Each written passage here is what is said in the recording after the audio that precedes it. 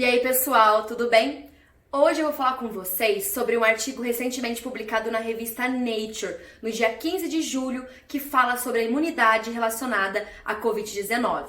Um assunto que gera muita preocupação por parte dos especialistas, já que muitos pacientes que passaram por essa doença apresentam níveis muito baixos ou praticamente inexistentes de anticorpos. Anticorpos que são proteínas de defesa, proteínas que protegem o nosso organismo contra agentes estranhos. Além disso, os anticorpos eles também servem como marcadores de memória imunológica.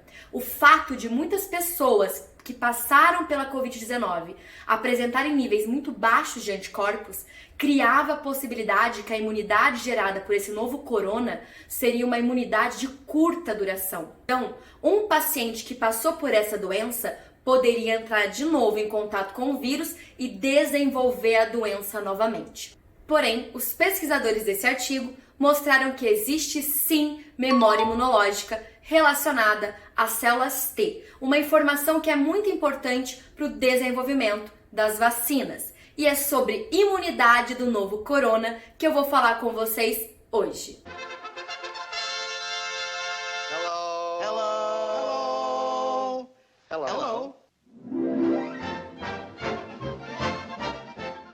Eu vou falar de célula T, vou falar de anticorpo, vou falar de resposta imunológica, eu vou falar de memória imunológica, mas o que é tudo isso? Vamos entender um pouquinho sobre o sistema imune para ficar mais claro o que esses pesquisadores fizeram nesses experimentos.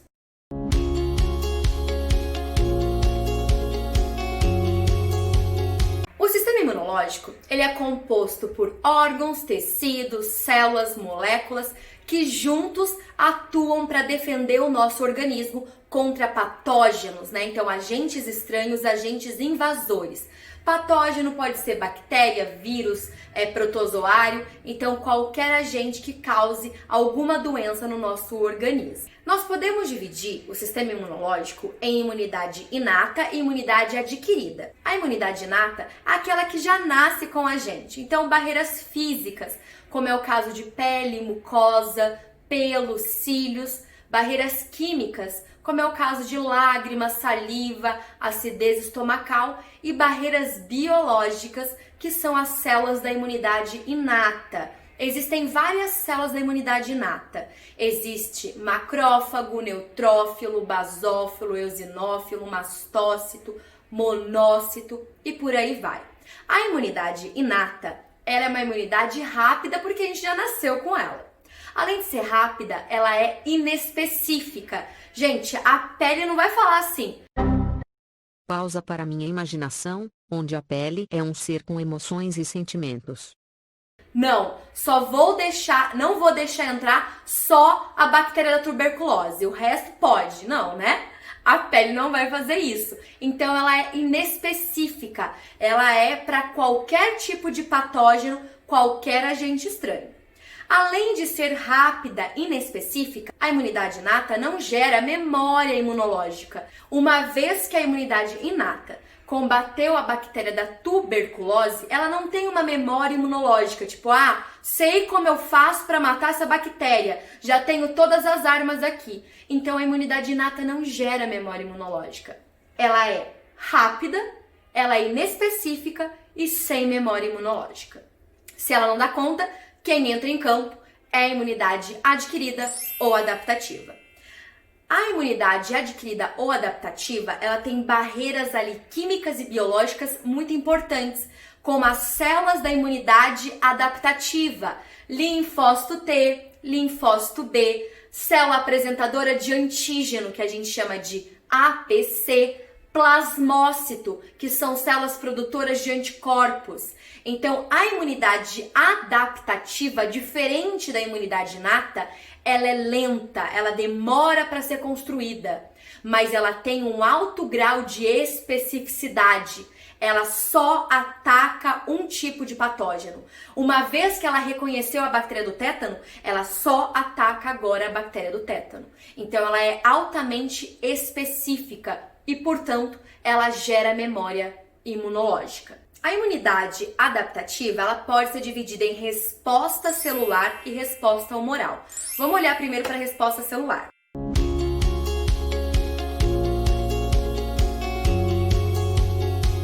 resposta celular normalmente ela é mediada por linfócitos TCD8, que são células que vão atacar principalmente células mutantes, como é o caso do câncer, ou parasitas intracelulares, como é o caso dos vírus. E esse tipo de resposta não gera anticorpos, apesar disso, produz células de memória. Mas lembrem-se, anticorpo é uma proteína, célula de memória é uma célula. Vamos agora para a imunidade humoral.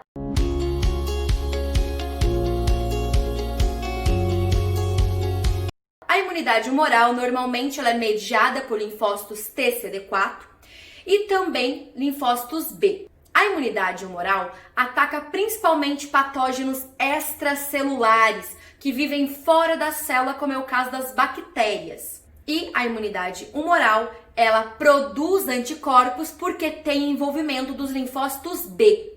Os linfócitos B, quando produzem anticorpos e secretam, eles passam a ser chamados de plasmócitos. Então, por isso que a imunidade humoral, ela tem liberação de anticorpos, proteínas de defesa. Além disso, também tem geração de células de memória. Apesar de eu ter passado de uma forma didática separadamente, uma conversa com a outra, e na imuno a gente tem uma grande rede de células, uma influenciando e interferindo na atividade da outra. Imunidade celular. Vamos começar com um macrófago fagocitando um vírus. O macrófago é uma célula presente nos nossos tecidos periféricos. Ele vai englobar esse vírus. Dentro do macrófago, o vírus vai ser processado, degradado, picado em pedacinhos. Um desses pedacinhos pode ser uma proteína, e esse macrófago vai pegar essa proteína e vai expor na membrana. Essa proteína eu chamo de antígeno. Então, o macrófago está expondo o antígeno na membrana. A partir desse momento, ele é chamado de APC, célula apresentadora de antígeno. Ele vai caminhar dos tecidos periféricos para os órgãos imunológicos, baço, linfonodo. E nos órgãos imunológicos, o macrófago vai apresentar o antígeno para o linfócito TCD8. Ó, linfócito TCD8, é isso que você tem que atacar. O linfócito TCD8 reconhece o antígeno, fala, beleza, agora eu sei qual é o patógeno que eu tenho que destruir.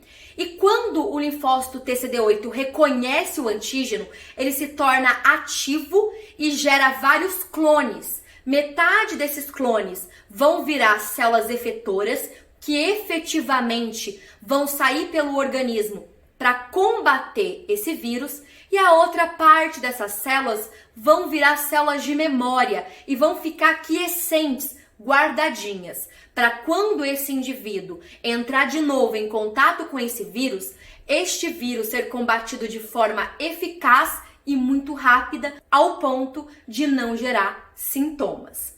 A imunidade celular, ela é uma imunidade que gera sim células de memória, mas não existe a produção de anticorpos. Imunidade humoral. Gente, eu garanto que ela é bem parecida, não vai ficar tão complicado, tá bom? A imunidade humoral, a gente também vai começar com a mesma historinha. O macrófago fagocitando um vírus, este vírus sendo processado, degradado em pedacinhos por essa célula chamada de macrófago. Um desses pedacinhos é uma proteína que o macrófago coloca na membrana, que eu vou chamar de antígeno, esse pedacinho que o macrófago coloca na membrana. A partir do momento que o macrófago expõe o antígeno na membrana, ele é chamado de APC, célula apresentadora de antígeno. Ele vai sair dos tecidos periféricos e vai caminhar para os órgãos imunológicos, linfonodo, baço, como eu disse anteriormente, onde acontece a apresentação de antígeno. Só que nesse caso, a APC vai apresentar o antígeno para o linfócito TCD4. Quando ela apresenta para o linfócito TCD4, ele se ativa, faz vários clones, metade do clone vira célula efetora, a outra metade vira célula de memória. Uma parte desses clones que virou células efetoras vai até o linfócito B e ativa o linfócito B. A ativação do linfócito B torna ele específico, ele vai fazer um monte de clone, metade do clone vai virar célula efetora, produtora de anticorpos, chamadas de plasmócitos, E a outra parte dessas células vai se tornar células de memória que vão ficar quiescentes esperando um segundo contato. Então, na imunidade humoral, existe a produção tanto de anticorpos quanto de células de memória. Eu disse para vocês que o linfócito TCD4 ativa o linfócito B, mas, gente, pode ser o contrário também. Então, assim, eu só mostrei uma das vias. A imunologia tem uma complexidade bem alta quando se trata de vias de ativação.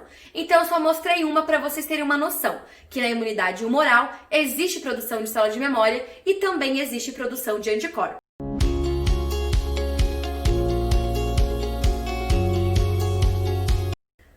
Agora que a gente entendeu um pouquinho da imunologia, fica mais fácil para vocês compreenderem os resultados desse artigo. Em um dos experimentos, os pesquisadores pegaram ex-pacientes de SARS, que foi uma epidemia em 2003. SARS, Síndrome Respiratória Aguda Grave. Essa doença também é causada por um vírus da família do beta-coronavírus, que é muito semelhante ao coronavírus que causa a Covid-19.